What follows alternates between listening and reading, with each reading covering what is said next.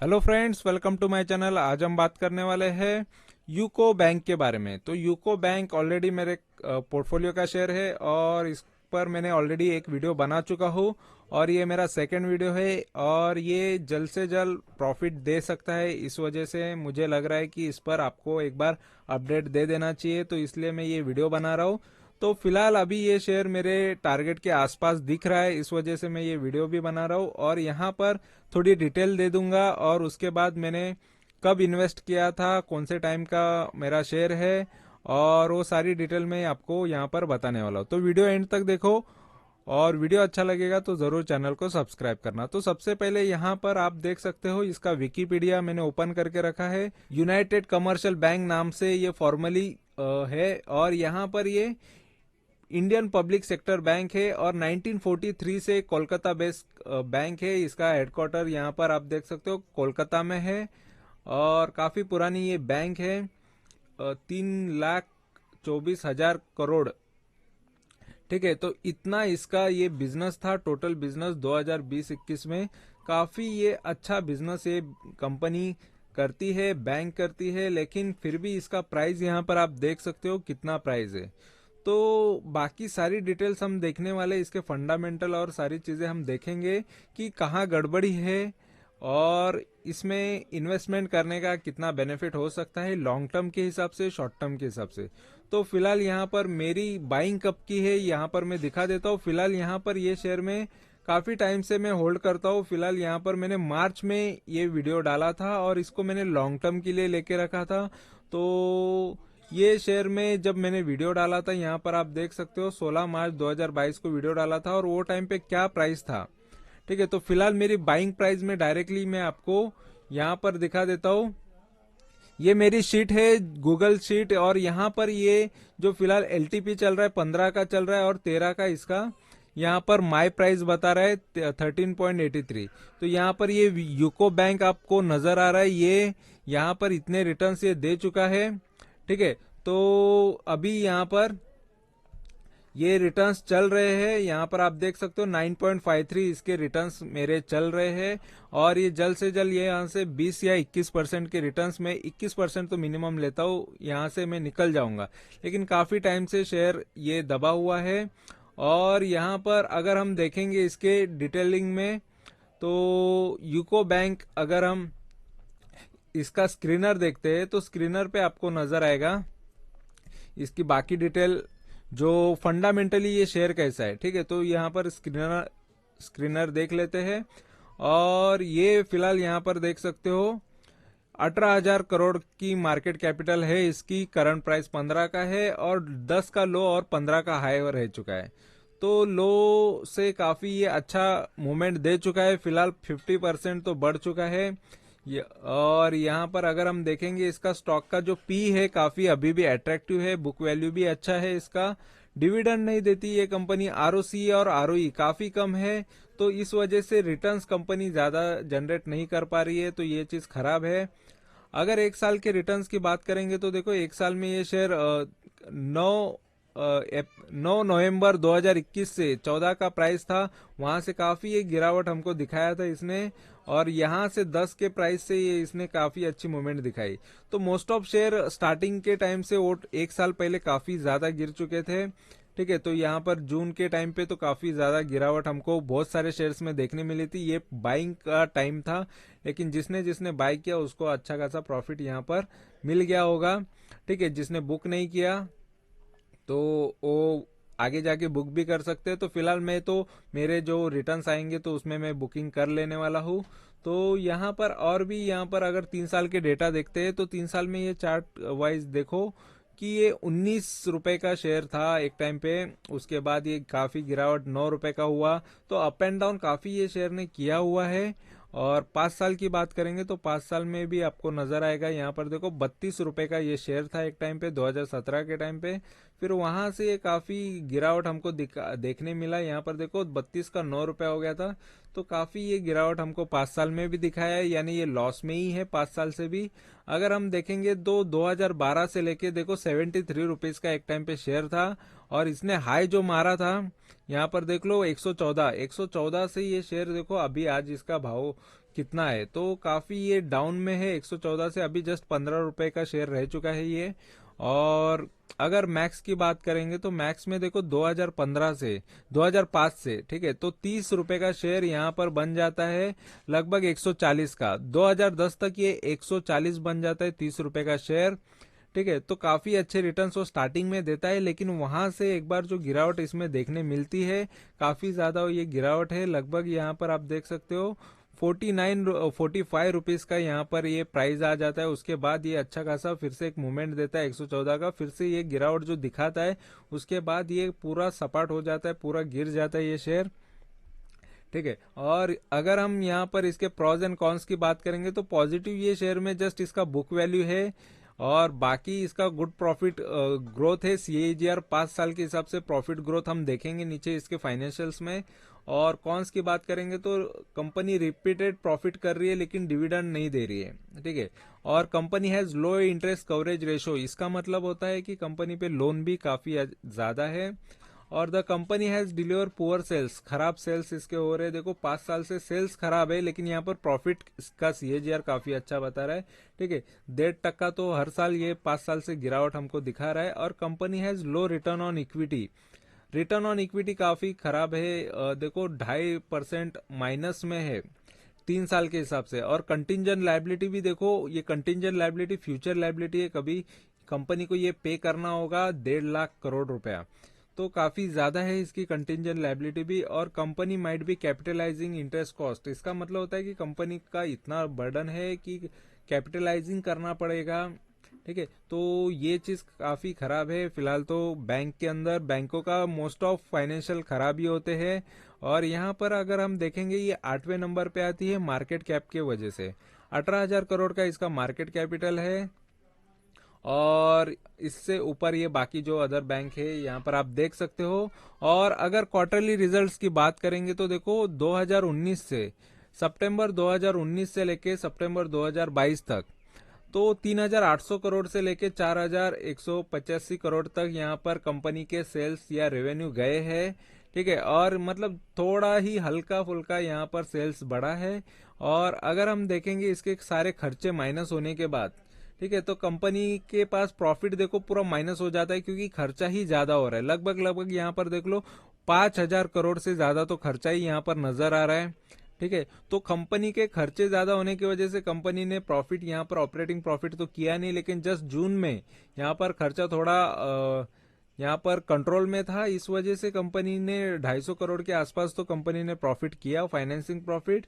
और सितंबर 2022 में 4 करोड़ का प्रॉफिट। तो कंपनी के खर्चे थोड़े यहाँ पर ज्यादा है, इस वजह से प्रॉफिट भी कंपनी नहीं कर पाती है। और अगर हम इसके मार्जिन देखेंगे तो फाइनेंशियल मार्जिन नेगेटिव ही थे स्टार्टिंग में, और जस्ट यहाँ पर जून में थोड़ा बहुत 6% का मार्जिन कंपनी को मिला। अगर अदर इनकम की बात करेंगे तो पहले अदर इनकम था थोड़ा बहुत, उस वजह से कंपनी को थोड़ा यहाँ पर नेट प्रॉफिट थोड़ा कम नजर आता था, लॉस कम नजर आता था, ठीक है, यहाँ पर देख सकते हो। और अगर हम यहाँ पर जून की बात करेंगे तो जून में देखो यहाँ पर फिर भी अदर इनकम माइनस में गया। तो अदर इनकम का यही प्रॉब्लम है, जहां से अदर एक्स्ट्रा इनकम आ रही है वहां पर हम लॉस में भी जा सकते हैं, माइनस में भी जा सकते हैं। तो यहाँ पर ये कंपनी का लॉस यहाँ पर नजर आ रहा है। अगर सितंबर की बात करेंगे तो सितंबर में भी अदर इनकम थोड़ा अच्छा आया है, ठीक है, लेकिन इस वजह से कंपनी का प्रॉफिट यहाँ पर अच्छा बढ़ता हुआ हमको नजर आ रहा है, ठीक है। नेट प्रॉफिट की बात करेंगे तो देखो 2019 सितंबर 2019 से नेट प्रॉफिट स्टार्टिंग में तो थोड़ा 2 क्वार्टर यहाँ पर माइनस में नजर आ रहा है, लेकिन उसके बाद अच्छा प्रॉफिट नजर आ रहा है, क्योंकि यहाँ पर आप देख सकते हो इसका जो फाइनेंसिंग प्रॉफिट था वो माइनस में था, लेकिन यहाँ पर ये अदर इनकम के वजह से थोड़ा बहुत यहाँ पर प्रॉफिट हो गया कंपनी को, और यही प्रॉफिटेबिलिटी यहाँ पर नजर आ रही है। तो अदर इनकम जिस दिन बंद हो जाए तो वहां पर कंपनी का लॉस ज्यादा हो सकता है। और प्रॉफिट एंड लॉस की बात करेंगे तो देखो प्रॉफिट एंड लॉस में यहाँ पर 2011 से लेके 2022 तक कंपनी ने 11,300 करोड़ से लेके यहाँ पर 14,900 करोड़ यानी लगभग लगभग 15,000 करोड़ तक का कंपनी ने रेवेन्यू जनरेट किया है। जस्ट 3-4 हजार करोड़ बढ़ गया है जस्ट 10-11 साल के अंदर। ठीक है, तो ग्रोथ इतनी भी अच्छी नहीं है, ठीक है, फिर भी ठीक ठाक है। फिलहाल तो डबल होना चाहिए। और इंटरेस्ट की बात करेंगे तो यहाँ पर देख सकते हो इतना बैज ये खर्चा है ये कंपनी का। यहाँ पर इंटरेस्ट ये इनकम ये जो बैंकों से लोन लेती है, बैंक भी बड़े बैंक आरबीआई से लोन लेती है, तो वो लोन चुकाना पड़ता है, वो एक उसका खर्चा बन जाता है। ठीक है, तो यहाँ पर आप देख सकते हो, या फिर कस्टमर जो डिपॉजिट रखते हैं उनको भी लोन का पैसा देना पड़ता है, इंटरेस्ट बैच चुकाना पड़ता है। और अगर हम यहाँ पर एक्सपेंसेस की देखेंगे तो यहाँ पर भी अदर एक्स्ट्रा एक्सपेंसेस जो होते हैं स्टाफ के होते हैं, ये सारे एक्सपेंसेस माइनस होने के बाद कंपनी यहाँ पर बहुत हल्का फुल्का प्रॉफिट कर रही है, 1% का। कभी कभी वो देखो इतना कम मार्जिन पे अगर कंपनी को प्रॉफिट होता है तो माइनस में भी चला जाने का ज्यादा रिस्क होता है। यहाँ पर देखो माइनस में भी मोस्ट ऑफ गया है, और मेन तो ज्यादा यहाँ पर लॉस में ही नजर आ रहा है। तो ऐसे स्टॉक कहाँ आपको ज्यादा रिटर्न दे सकते हैं। ठीक है, तो फिर भी ये मेरे पास काफी टाइम पहले से ये शेयर था, और बैंक है करके चलो, बैंक यहाँ पर इतने जल्दी डूबते नहीं है। ठीक है, और ये मर्जर ज्यादा होते हैं, मर्जर की वजह से इसमें अच्छी खासी मूवमेंट आने के ज्यादा चांसेस होते हैं, इस वजह से मेरा यहाँ पर इन्वेस्टमेंट है। ठीक है, और यहाँ पर अगर देखेंगे 2011 का नेट प्रॉफिट 907 करोड़ है वहां पर।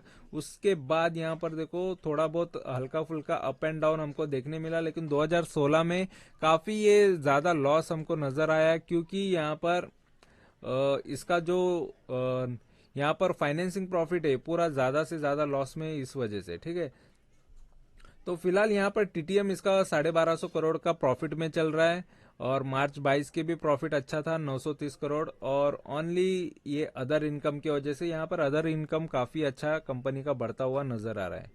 तो यही एक रीजन है जिसकी वजह से कंपनी थोड़ा बहुत प्रॉफिट कर रही है, अदर इनकम की वजह से। इसके सेल्स और रेवेन्यू जो है उस वो तो चीजें खराब ही नजर आ रही है। और 10 साल से अगर ये शेयर में अगर आप पैसा लगा के रखते तो आपका हर साल लाना 15% आपका गिरावट में नजर आता, तो आप लॉस में ही होते। अगर 5 साल से इन्वेस्ट करके रखते तब भी आप लॉस में रहते, 14% सालाना लॉस। और अगर 3 साल से होते तो 4% हर साल आपको रिटर्न्स मिलते। 1 साल से अगर होते तो ये 4% आपको प्रॉफिट देता 1 साल का। तो जस्ट ये देखो काफी कम रिटर्न है फिर भी, लेकिन पॉजिटिव है 1 साल और 3 साल के। अगर बैलेंस शीट की बात करेंगे तो बैलेंस शीट देखो 2011 से लेके 2022 तक, मार्च 2022 तक, यहाँ पर बोरोविंग कंपनी की 1.5 लाख करोड़ की है। देखो कर्जा कंपनी बैंक के ऊपर ऑलरेडी बहुत कर्जा होता है, और वो कर्जा लेके कंपनी या बैंक दूसरे जो कस्टमर्स होते हैं उनको, या बिजनेसमैन होते हैं उनको ये लोन देती है, और वो लोन से जो ब्याज आता है उस पर कमाती है। ठीक है, तो ये कंपनी का मेन बिजनेस होता है, और इस वजह से यहाँ पर इन पर लोन ज्यादा ही होता है बैंकों का, अगर बैलेंस शीट कभी भी देखोगे। और यहाँ पर एक्स्ट्रा अदर लाइबिलिटीज भी होती है, इनके रिजर्व भी काफी कम होते हैं। तो जितना ज्यादा लोन होगा, लेकिन सेल भी होना चाहिए, कंपनी का सेल अच्छे हो तो आगे उसमें ग्रोथ के चांसेस ज्यादा होते। तो फिलहाल यहाँ पर सेल और ये चीजें खराब ही नजर आ रही है। ठीक है, तो जो भी है हमने देख लिया इसका फंडामेंटली चीज है। और यहाँ पर शेयर होल्डिंग पैटर्न की बात करेंगे तो प्रमोटर के पास सबसे ज्यादा होल्डिंग है, प्रमोटर सबसे ज्यादा होल्ड करके बैठे हैं। तो ये शेयर का यहाँ पर जो ये है तो ये परसेंटेज कम हो जाएगा, प्रमोटर की होल्डिंग कम हो जाएगी, क्योंकि इसको मार्केट में उतारना पड़ेगा। और पब्लिक के पास काफी, देखो उसके बाद पब्लिक के पास ही ज्यादा है, तो सभी को यहाँ पर इन्वेस्टमेंट करना होता है। तो इस वजह से देखो डीआईएस का भी इन्वेस्टमेंट है, एफआईएस का भी, थोड़ा बहुत जितना भी मिला है सबने इन्वेस्टमेंट तो ये शेयर में किया है। लेकिन ये जब ये शेयर्स जो मार्केट में आएंगे, ठीक है, जैसे आईपीओ होता है वैसे एफपीओ होता है, फर्दर पब्लिक इशू होता है, जिसमें शेयर्स जो मार्केट में ऑलरेडी लिस्टेड शेयर है उसको मार्केट में फिर से उतारा जाता है। ठीक है, और ये प्रमोटर को पैसा मिल जाता है। तो फिलहाल जब ये करेगी बैंक अनाउंस, तो ये मार्केट में और भी शेयर्स आएंगे और वॉलेटिलिटी रहेंगी, और उसके वजह से अगर शेयर और भी वॉलेटाइल होने की वजह से और भी ऊपर जा सकता है। ठीक है, तो फिलहाल यहाँ पर मेरे जो मिनिमम टारगेट है वो तो मेरे आसपास यहाँ पर नजर आ रहे हैं, इस वजह से मैं ये शेयर में जल्द से जल्द निकल जाऊंगा। ये चीज मैं आपको बताने के लिए ये वीडियो बना रहा हूँ। ठीक है, तो फिलहाल 9-9.5% का फिलहाल तो अभी प्रॉफिट चल रहा है, लेकिन आगे इसमें और भी रिटर्न्स देखने मिल सकते हैं, और जितना रिटर्न्स मिलेगा उतना लेके मैं निकल जाऊंगा ये शेयर में से। फिलहाल जब इसके सभी चीजें अच्छी हो जाएंगी तब हम फिर से इन्वेस्ट कर लेंगे। ठीक है, तो फिलहाल बहुत सारे मार्केट में शेयर होते हैं, उनको पकड़ना चाहिए। तो फिलहाल मेरे जितने भी पोर्टफोलियो के शेयर्स है उन सबको मैं प्रॉफिट में ही निकालता हूँ। अगर हम देखेंगे कि अगर ये शेयर चलो 9-9.5% रिटर्न दे रहा है, लेकिन यहाँ पर अगर आप इंडेक्स में भी इन्वेस्टेड रहते हो तो इंडेक्स भी आपको साल भर कुछ कमाई करके नहीं देता, क्योंकि यहाँ पर देख सकते हो 1% ही हुआ है एक साल से। तो फिलहाल हर जगह से मार्केट खराब चल रहा है, इस वजह से थोड़ा बहुत सारे शेयर्स दबे हुए हैं। तो थोड़ा ये लॉजिकली सोचो कि अगर आपको थोड़ा भी रिटर्न्स मिल रहे तो आप काफी अच्छे रिटर्न्स कमा रहे हो, ये समझ लो।